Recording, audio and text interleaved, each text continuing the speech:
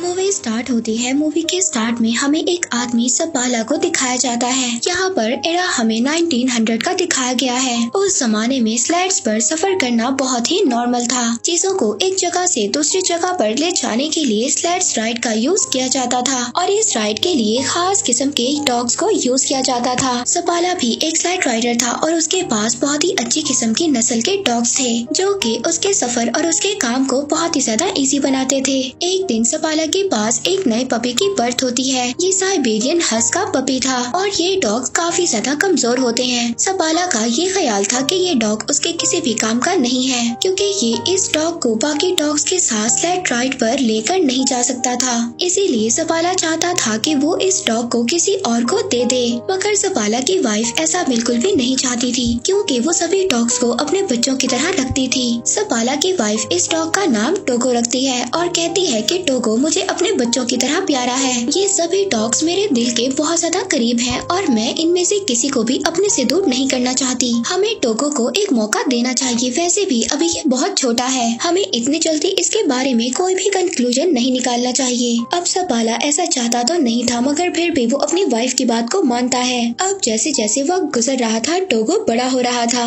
लेकिन टोगो काफी ज्यादा शैतान था और उसने सपाला के नाक में दम कर रखा था। सपाला की वाइफ हमेशा सपाला से यही कहती थी कि वो टोगो को अपने साथ स्लेड राइड पर लेकर जाए, मगर सपाला अपनी वाइफ से यही कहता है कि टोगो अभी बहुत ज्यादा वीक है और ये स्लेड राइड पर सरवाइव नहीं कर सकता। सपाला अब एक दिन टोगो को अपने फ्रेंड को दे आता है, मगर सपाला की वाइफ ये जानती थी कि टोगो जितना ज्यादा शैतान है उसको कोई भी नहीं रख सकता और अब होता भी ऐसे ही है। अगले दिन सपाला का फ्रेंड टोगो को वापस ले आता है और कहता है कि ये तुम्हारा डॉग बहुत ज्यादा शैतान है और इसे मैं अपने साथ नहीं रख सकता। और इस बात पर सपाला की वाइफ बहुत ज्यादा मुस्कुराती है क्योंकि टोगो वाकई शरारती था। सपाला जब भी अपने बाकी डॉग्स को राइड पर लेकर जाता था तो टोगो उसके पीछे आता था। हालांकि सपाला टोगो को फेंस के पीछे बांध दिया करता था, मगर फिर भी वो जमीन को खोद कर वहाँ से भाग जाता है और सीधा सपाला के पीछे जाता है। अब टोगो के आने से वो बाकी डॉग्स के साथ मस्ती करता है, जिस वजह से सपाला की प्रैक्टिस खराब हो जाती है जो वो अपने डॉग्स के साथ कर रहा था।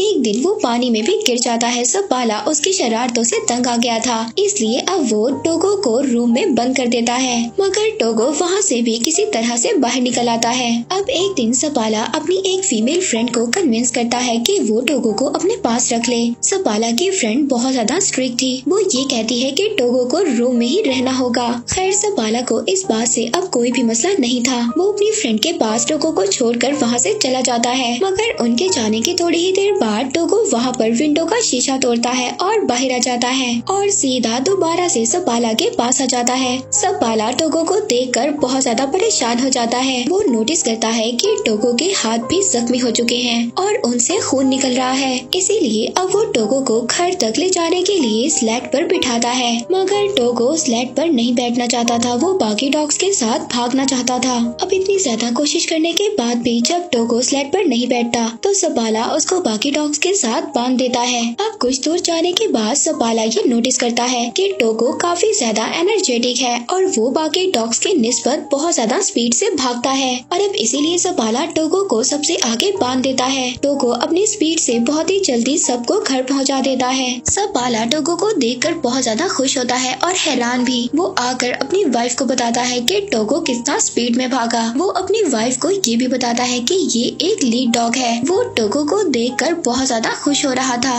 सपाला की वाइफ भी टोगो को देखकर बहुत ज्यादा खुश होती है। इसके बाद सपाला अपने शहर में टोगो की मदद से बहुत ज्यादा स्लेड रेसेस जीत जाता है और आहिस्ता आहिस्ता सपाला और टोगो बहुत ज्यादा फेमस हो जाते हैं। वक्त इसी तरह गुजरता रहता है और अब 12 साल हो चुके थे। हम देखते हैं कि टोगो अब काफी ज्यादा बूढ़ा हो गया था। एक दिन अपने सफर से वापस अपने शहर में आता है तो उसको ये बात पता चलती है कि शहर में एक बीमारी फैल चुकी है। उस बीमारी का नाम था डिप्थीरिया और वो बच्चों पर बहुत ज्यादा इफेक्ट हो रही थी। इस बीमारी से बच्चों की जान भी जा रही थी और सब लोग बहुत ज्यादा परेशान थे। अब मेयर वहाँ पर एक मीटिंग बुलाता है जिसमें सपाला भी जाता है। मेयर बताता है कि इस बीमारी का एक एंटीडोट भी है जो यहाँ से 600 किलोमीटर दूर नेवाडा में है, लेकिन वहाँ पर जाना बहुत ज्यादा खतरनाक है क्योंकि एक बहुत बड़ा तूफान आने वाला है। मेयर वहाँ पर सपाला से भी मौसम के बारे में पूछता है तो सपाला उसको जवाब देता है कि जब मैं वापस आ रहा था तो मौसम को देखकर डॉग्स भी घबरा रहे थे और टोगो भी बहुत ज्यादा घबरा रहा था। टोगो ने काफी साल बाद कुछ ऐसा किया है और अगर वो मौसम से घबरा रहा था तो हमें भी घबराना चाहिए। इसके बाद सपाला वहाँ से चला जाता है। सपाला जब बाहर आता है तो एक डॉक्टर उससे लिफ्ट मांगता है। अब सपाला उसको अपनी स्लेड पर हॉस्पिटल छोड़ देता है। हॉस्पिटल में जाकर सपाला देखता है कि सब बच्चे बहुत ज्यादा बीमार हैं और अगर मेडिसिन ना लाई गई तो बच्चों की जान को भी नुकसान हो सकता है। अब ये सब देखकर सपाला सोच में पड़ जाता है। वो घर आकर अपनी वाइफ से कहता है कि मैं दवा लेने जरूर जाऊंगा। वो कहता है टोगो को भी मैं अपने साथ ले जाऊंगा। तब सपाला की वाइफ उससे कहती है कि टोगो अब 12 साल का हो चुका है और तुमने खुद ही कहा था कि टोगो अब इतना ज्यादा स्ट्रॉन्ग नहीं है और अब तो मौसम भी बहुत ज्यादा खराब है और मैं नहीं चाहती कि तुम उसकी मौत का रीजन बनो और तुम अपनी सारी जिंदगी इसी बात पर गुजार दो कि तुम्हारी वजह से टोगो मर गया। मगर सपाला तो टोगो के बगैर जाना ही नहीं चाहता था।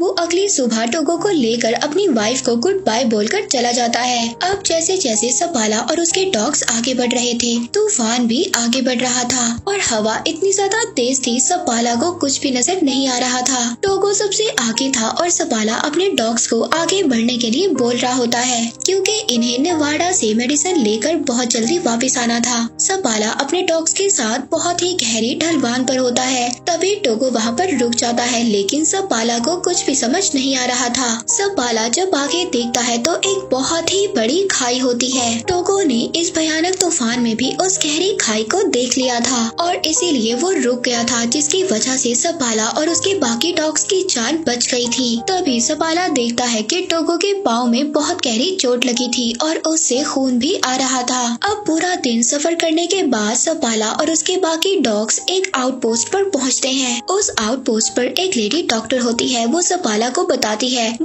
है कि टोगो अब 12 साल का हो चुका है और ये काफी ज्यादा वीक हो चुका है और इतना बड़ा सफर टोगो के लिए अच्छा नहीं है। मगर फिर भी अगले दिन सपाला और उसका लीडिंग डॉग टोगो आगे बढ़ते हैं। वहीं पर दूसरी तरफ हॉस्पिटल में बच्चों की हालत बहुत ज्यादा खराब हो रही थी। इधर सपाला अपने डॉग्स के साथ आगे बढ़ रहा था। वो शॉर्टकट्स ले रहा था ताकि वो जल्दी से अपने पॉइंट पर पहुंच सके। अब जब वो आगे देखता है तो आगे एक बहुत ही खतरनाक जमी हुई झील थी और दूसरी तरफ से खतरनाक तूफान भी उनकी तरफ बढ़ रहा था। मगर सपाला यहाँ पर डरता नहीं है। वो अपने डॉग से कहता है कि आगे बढ़ो इस बर्फीली झील से जो उनके कदमों से भी हिल रही थी। सपाला के डॉग्स बहुत तेजी से आगे बढ़ रहे थे और वो किसी तरह उस झील को पार कर लेते हैं। अब पूरा दिन सफर करने के बाद ये लोग एक और चेक पोस्ट पर पहुँचते हैं और वहाँ पर पहुँचकर आराम करते हैं। दूसरी तरफ हम देखते हैं कि सपाला की वाइफ मेयर के पास जाती है। वो बताती है कि नेवाडा से मेडिकेशन को भेज दिया गया है और वो रास्ते में ही सपाला को मिल जाएंगी। मगर सपाला तो शॉर्टकट से आगे बढ़ रहा है और अगर वो मेडिकेशन उसको ना मिली तो उसका सफर और भी ज्यादा बड़ा हो जाएगा। वहीं पर दूसरी तरफ हम सपाला को देखते हैं जो पूरा दिन सफर करने के बाद एक और चेक पोस्ट पर पहुंचता है।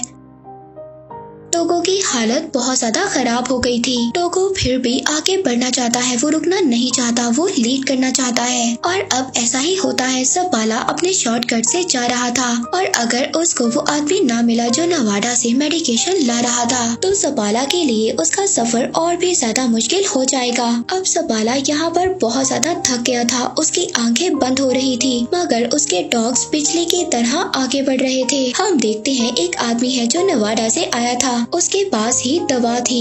वो आदमी रुकता है मगर सपाला अपने डॉग्स के साथ आगे बढ़ रहा था। वो आदमी उसको आवाज भी देता है लेकिन सपाला अपनी हिम्मत होशी में होता है। यहाँ पर बहुत तेज हवा भी चल रही थी जिसकी वजह से सपाला उस आदमी की आवाज को नहीं सुन पाता। मगर टोगो ने यहाँ पर कुछ तो सुन लिया था। उस आदमी को ऐसा लग रहा था कि सपाला ने उसकी कोई भी बात नहीं सुनी और वो ऐसे ही आगे चला गया। मगर तभी वो आदमी देखता है कि सपाला वापस आ रहा था क्योंकि टोगो वहाँ पर रुक गया था और अब सपाला के पास वो दवा थी जिसकी वजह से वो इतनी ज्यादा दूर आया था। अब वो दोनों आगे जाकर एक चेक पोस्ट पर रुकते हैं। सपाला का दोस्त उससे कहता है कि टोगो को यहीं पर छोड़ दो। मैंने ऐसे इन खतरनाक तूफान में अपने बहुत ज्यादा डॉग्स को खोया है और मैं ये नहीं चाहता कि तुम भी अपने इतने प्यारे डॉग टोगो को खो दो। लेकिन सपाला इस बात से मना कर देता है। वो कहता है कि टोगो मेरा लीड डॉग है और मैं इसके बगैर सफर नहीं कर सकता। और दोबारा से सपाला अपने डॉग्स के साथ सफर शुरू कर देता है। दोबारा से उनके सामने वही झील आती है जिस झील को सपाला ने अपने डॉग्स के साथ कल पार किया था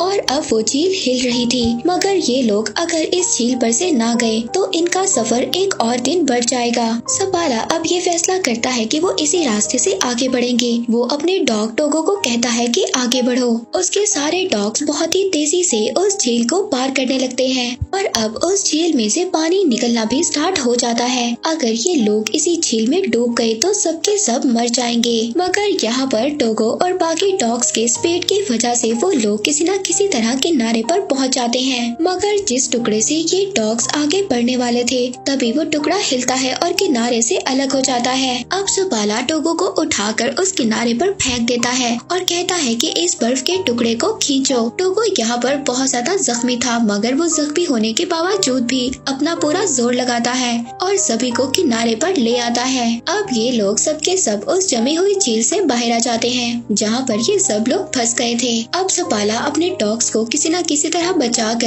एक चेक पोस्ट पर ले आता है जहाँ पर वही लेडी डॉक्टर भी थी। वो लेडी डॉक्टर जब टोगो को देखती है तो उसकी आंखों में आंसू आ जाते हैं। वो सपाला से कहती है कि तुम्हारा डॉग मर रहा है, इसकी हालत बहुत ज्यादा खराब है। वो यहाँ पर सपाला को भी उदास कर देती है क्योंकि टोगो सपाला को बहुत ज्यादा प्यारा था। अब सपाला रात गुजारने के बाद जब अगले दिन अपना सफर शुरू करता है तो वो टोगो को आगे नहीं बांधता बल्कि पीछे बांध देता है क्योंकि वो बहुत ज्यादा बीमार था और सफर भी नहीं कर सकता था। मगर फिर भी टोगो अपनी पोजीशन पर खड़ा हो जाता है। सपाला ये समझ जाता है कि टोगो अभी रेस्ट नहीं करना चाहता और वो अपनी जगह पर खड़ा होना चाहता है और ये अपना सफर खत्म करना चाहता है। वो टोगो को आगे बांध देता है जिसके बाद वो लोग अपना सफर शुरू करते हैं। आखिरकार कुछ घंटों के बाद तूफान इतना ज्यादा खतरनाक हो जाता है कि सपाला को कुछ भी नजर नहीं आ रहा था और न ही सपाला को रास्ता नजर आ रहा था। वो टोगो के पास जाता है और कहता है कि मुझे तो रास्ता नजर नहीं आ रहा, तुम्हें ही अब हमें रास्ता दिखाना होगा और नेक्स्ट पोस्ट तक जाना होगा। सपाला यहाँ पर अपने पूरे चेहरे को ढांप देता है जिसके बाद टोगो अब इनको आगे लेकर जाता है। मगर कुछ दूर जाने के बाद टोगो भी अब थक गया था। वो थक कर वहीं पर बैठ जाता है।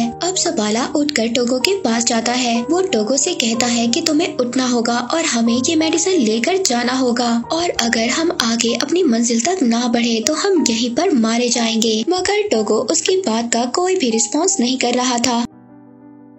सपाला इस बात पर बहुत ज्यादा खुश था कि टोगो की वजह से उसकी जान बच गई। मगर टोगो उसकी बात का कोई भी रिस्पॉन्स नहीं कर रहा था। तभी एक आदमी लैंटर्न लेकर वहाँ पर आता है, यानी कि यहाँ पर टोगो ने अपना काम कर दिया था। उसने सपाला को चेक पोस्ट तक पहुँचा दिया था। वो ये देखकर बहुत ज्यादा खुश होता है क्योंकि टोगो की वजह से सबकी जान बच गई थी। अब सबके सब अंदर जाते हैं क्योंकि टोगो बहुत ही ज्यादा बेहाल होता है। उसकी हालत बहुत ज्यादा खराब होती है। यहाँ पर एड नाम का एक आदमी था जिसको सपाला की वाइफ ने भेजा था ताकि वो उस आउटपोस्ट पर पहुंचकर उस मेडिसिन को ले ले और जल्दी से उस मेडिसिन को लेकर वापस आ जाए जहाँ पर बच्चे बीमार हैं। रात को सबके सब रेस्ट करते हैं। इसके बाद सुबह को वो आदमी वो मेडिसिन लेकर निकल जाता है और कुछ ही देर के बाद वो नॉर्म सिटी पहुँच जाता है जहाँ पर एक रिपोर्टर उसका वेट कर रहा था क्योंकि ये बात न्यूयॉर्क सिटी तक पहुँच गई थी कि एक आदमी इतना बड़ा सफर तय कर बीमार बच्चों के लिए मेडिसिन लेने गया है। अब रिपोर्टर को ये लग रहा था शायद यही आदमी अपनी टीम के साथ वापस आया है और अब वो रिपोर्टर सपाला के बजाय उस आदमी का नाम अपनी न्यूज में छाप देता है। सपाला की वाइफ बहुत ही ज्यादा डिसअपॉइंट होती है। दूसरी तरफ टोगो भी काफी हद तक रिकवर हो जाता है।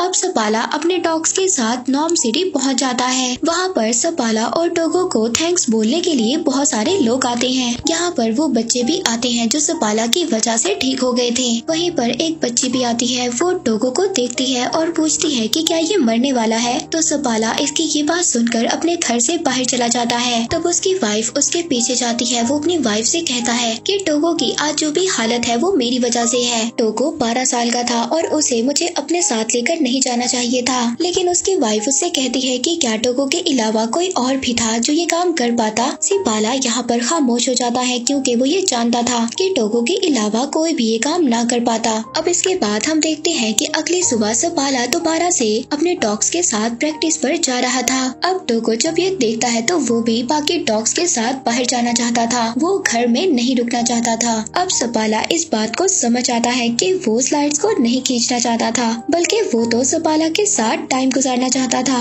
अब थोड़े वक्त के बाद टोगो बिल्कुल ठीक हो जाता है। सपाला अपनी वाइफ और टोगो के साथ लंबी सैर पर जाया करता था। 2 साल के बाद टोगो के कुछ बच्चे भी होते हैं जिन्हें वहाँ पर बहुत सारे मिशंस लेने आया करते थे। इन बच्चों की ब्रीड को एक नया नाम दिया गया था। वो था सपाला साइबेरियन। इसके बाद 1929 में टोगो की डेथ हो गई। उसके बाद भी सपाला डॉग्स को ट्रेन करता था लेकिन टोगो तो उसकी सिटी में बहुत ज्यादा फेमस डॉग था। तो ये थी टोगो की स्टोरी। हम देखते हैं कि टोगो ने इस स्टोरी में ये प्रूव किया कि इस दुनिया में सबसे ज्यादा वफादार और ख्याल रखने वाले सिर्फ डॉग्स ही होते हैं। और इसी के साथ ये मूवी यहीं पर एंड हो जाती है।